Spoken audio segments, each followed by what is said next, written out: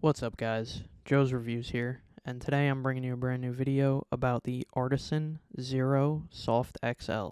But before we get into that, I just want to thank everyone that subscribed recently. We're on the cusp of hitting 50 subscribers, which is pretty incredible. So thanks for all the support. Let's get right into the video. So today we're going to be looking at the Artisan Zero pad. I got this pad about 2 weeks ago from a user on MouseMarket who had only used the pad for about 10 hours, so I bought that from him. I got this probably about mid-January, maybe not exactly 2 weeks ago, but mid-January. So overall, the first thing I would say is that compared to like standard gamer brand pads, just standard cloth pads, I would say this is the safest option if you're looking to go into an artisan pad from just a standard cloth pad, because it has the most similar surface.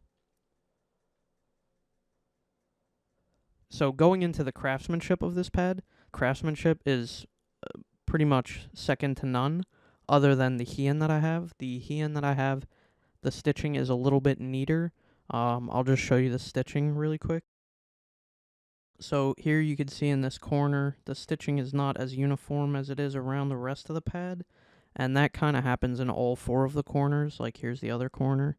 The stitching is a little bit iffy, like here you can see the foam is protruding a little bit.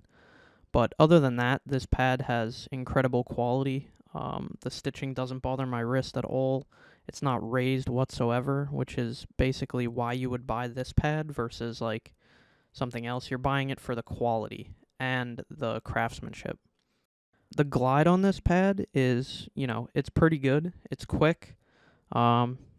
It's good for, more controlled movements than the Hien, I would say. But it also does have the capability of, fast flicks. You could flick real quick, and then you can come back. You got a little stopping power because this is a soft, so you have that stopping power from the soft. So overall, I would say the glide is it's a lot slower than the Hien, but it's also a lot more controlled than the Hien. So the durability of this pad is, so far I haven't had any issues. Obviously I've only been using it for like 2 weeks, but the quality has not diminished at all. The only thing I will say is that you're going to need to keep this pad clean. You're going to need to lint roll it because you can see like here, there's a little bit of dust right there. It collects a lot of dust, especially if you have pets. You're going to get a lot of hairs in here, so you're going to need to lint roll it to keep it clean if you want it to last. But so far I've had no issues. Going into the hardness of the pad, this is a soft pad just like my Hien, and I don't know if it's because this doesn't have like that hybrid kind of grainy texture of the Hien, but this pad feels much softer than my Hien for some reason. And this plushiness really provides like some really good stopping power. Like when you're doing a flick shot, you can stop really easily because of the surface and the plushiness of the surface.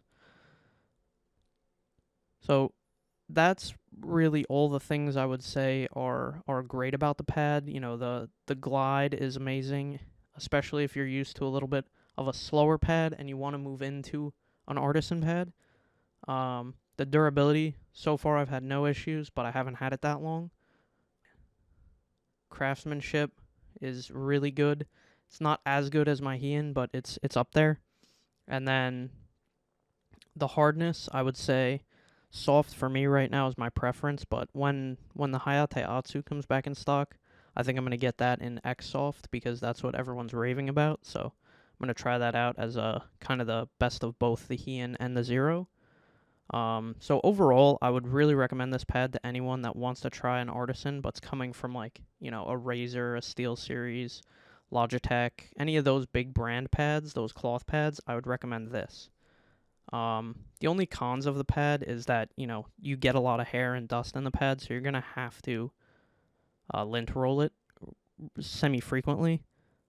And then the other thing that doesn't really affect the performance at all, but is kind of annoying, is that the price is really high on these.